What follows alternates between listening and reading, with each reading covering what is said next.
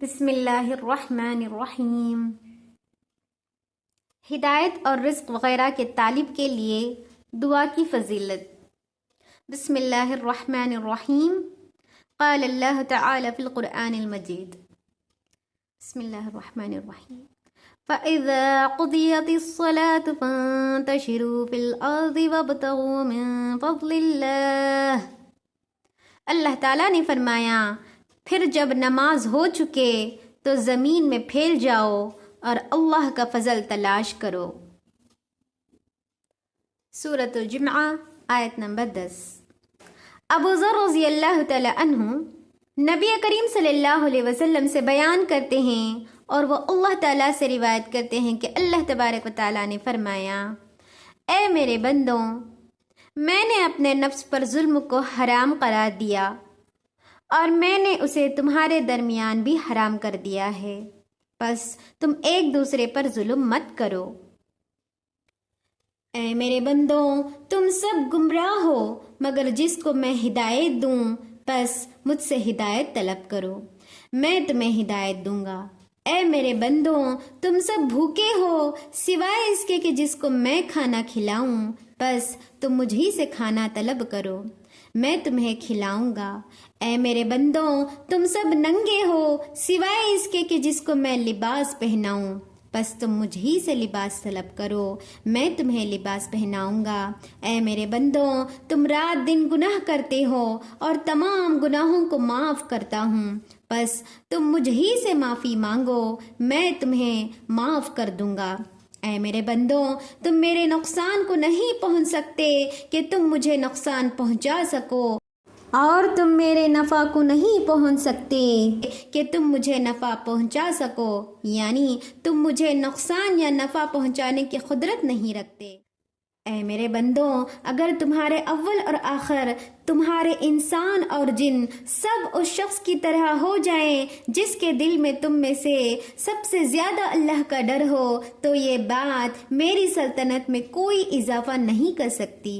اے میرے بندوں، اگر تمہارے اول اور آخر، تمہارے انسان اور جنات اس شخص کی طرح ہو جائیں جو تم میں سے سب سے زیادہ فاجر یعنی گنہگار ہے، تو یہ چیز میری سلطنت میں کوئی کمی نہیں کر سکتی۔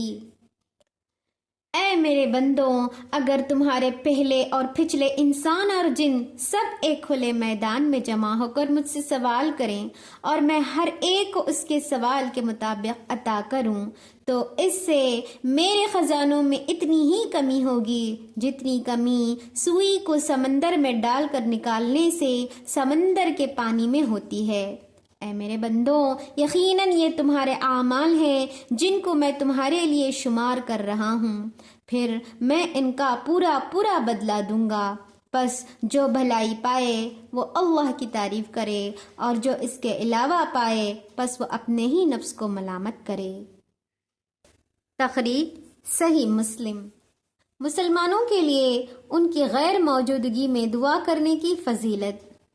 ابو درداء رضی اللہ تعالیٰ عنہ روایت کرتے ہیں کہ رسول اللہ صلی اللہ علیہ وسلم نے فرمایا، جو بھی مسلمان اپنے مسلمان بھائی کے لیے اس کی غیر موجودگی میں دعا کرتا ہے تو فرشتہ اس کے لیے کہتا ہے کہ تجھے بھی وہی کچھ ملے۔ تخریج صحیح مسلم۔ صفوان بن عبداللہ بن صفوان رحمۃ اللہ علیہ دردہ کے خاوند بیان کرتے ہیں کہ میں ملک شام میں پہنچنے کے بعد ابو درداء رضی اللہ تعالی عنہ کے گھر آیا تو وہ گھر میں موجود نہیں تھے۔ میں نے گھر میں ان کی بیوی یعنی ام درداء رضی اللہ تعالی عنہ کو پایا، بس اس نے مجھ سے پوچھا، کیا تو اس سال حج کا ارادہ رکھتا ہے؟ میں نے کہا ہاں۔ تو اس نے کہا، ہمارے لیے بھلائی کی دعا کرنا، اس لیے کہ نبی کریم صلی اللہ علیہ وسلم فرمایا کرتے تھے کہ مسلمان آدمی کی اپنے بھائی کے لیے اس کی غیر موجودگی میں دعا قبول ہوتی ہے، اس کے سر کے پاس فرشتہ مقرر کیا جاتا ہے، جب کبھی وہ اپنے بھائی کے لیے بھلائی کی دعا کرتا ہے تو اس کے ساتھ مقرر کیا ہوا فرشتہ کہتا ہے، آمین، تجھے ہی ویسا ہی ملے۔ صفوان کہتے ہیں کہ میں بازار کی طرف نکلا تو میری ملاقات ابو دردہ رضی اللہ تعالیٰ عنہ سے ہو گئی۔ انہوں نے مجھے نبی کریم صلی اللہ علیہ وسلم سے روایت کرتے ہوئے ایسے ہی بیان کیا۔ تخریج صحیح مسلم۔ غیر موجودگی میں کی جانے والی دعا کی مزید ذکر۔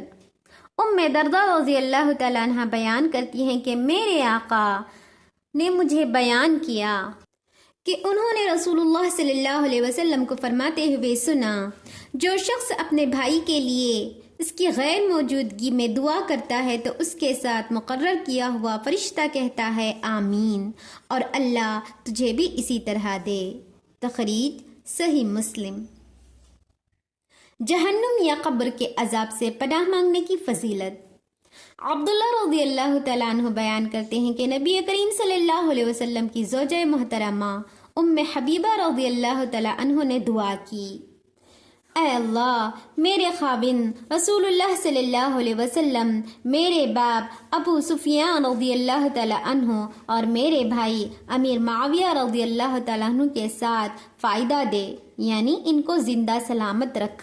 راوی کہتے ہیں کہ نبی کریم صلی اللہ علیہ وسلم نے فرمایا، تو نے اللہ سے مقرر شدہ زندگیوں، معدود گنے ہوئے دنوں اور تقسیم شدہ روزیوں یعنی رزق کے متعلق سوال کیا ہے، جن میں سے کوئی چیز کبھی بھی اپنے وقت سے پہلے یا پیچھے نہیں ہو سکتی۔ اس کی بجائے اگر تو اس سے یہ سوال کرتی کہ وہ تجھے جہنم کی آگ یا قبر کے عذاب سے بچائے تو یہ دعا تیرے لیے بہتر اور افضل تھی۔